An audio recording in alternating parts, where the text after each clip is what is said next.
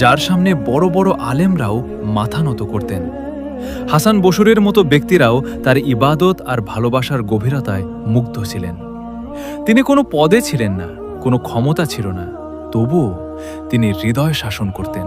ভাবুন তো একবার, আমরা নামাজ পড়ি, দোয়া করি, কিন্তু আমাদের অন্তরে কি সেই আগুন আছে, সেই ভালোবাসা, যেখানে কিছু পাওয়ার আশা নেই, শুধু আল্লাহ আছেন?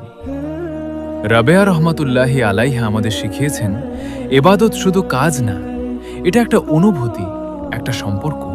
আজ আমরা নিজেদের জিজ্ঞেস করি, আমরা কেন ইবাদত করি? ভয়ে, নাকি কিছু পাওয়ার আশায়, নাকি ভালোবাসা থেকে?